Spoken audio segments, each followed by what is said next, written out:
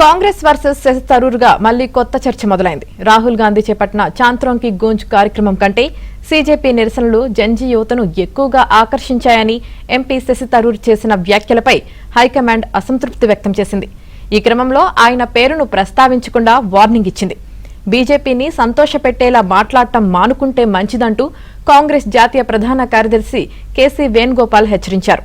దీంతో కాంగ్రెస్ వర్సెస్ శశి థరూర్ అంశం మరోసారి హాట్ టాపిక్ గా మారింది.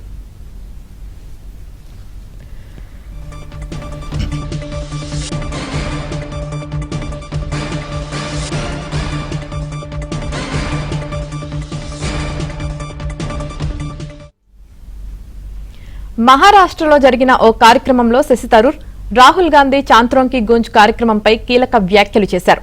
రాహుల్ కార్యక్రమం లేవనెత్తిన అంశాలే సీజేపీ నిరసనలోనూ ఉన్నాయని, అయితే జంతర్ మంతర్ వద్ద జరిగిన సీజేపీ ఆందోళన స్థాయిలో కాంగ్రెస్ కార్యక్రమం ఎందుకు ప్రభావం చూపలేకపోయిందో ఆత్మపరిశీలన చేసుకోవాలని అన్నారు.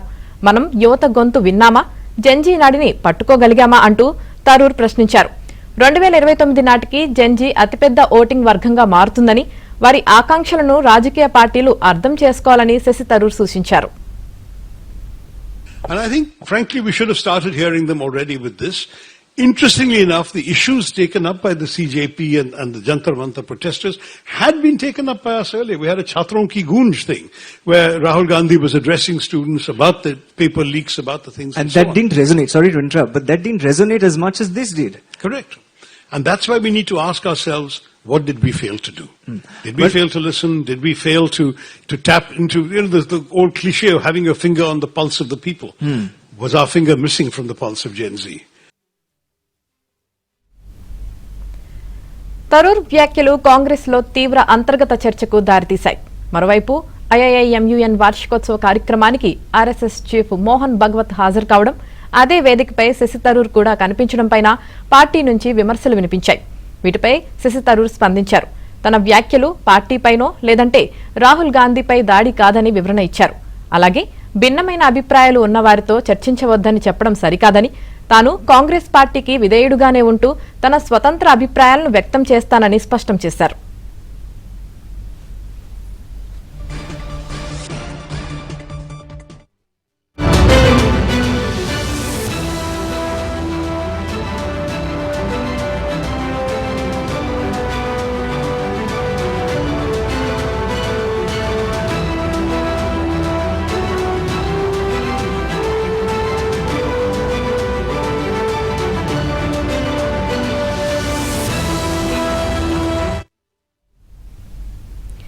ఈ క్రమంలోనే కాంగ్రెస్ నేతలు పార్టీ విధానాలకు ఎప్పుడూ కట్టుబడి ఉండకపోయినా బీజేపీని సంతోషపరిచేలా వ్యాఖ్యలు చేయకుండా జాగ్రత్తగా ఉండాలని కేసీ వేణుగోపాల్ పరోక్షంగా హెచ్చరికలు చేశారు.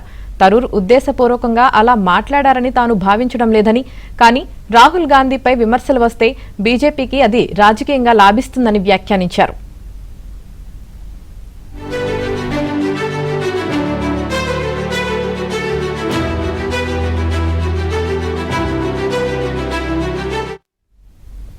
మొత్తానికి కాంగ్రెస్ వర్సెస్ శశి థరూర్ అంశం ప్రస్తుత రాజకీయ పరిణామాల నేపథ్యంలో ఆసక్తికర చర్చకు దారితీస్తోంది.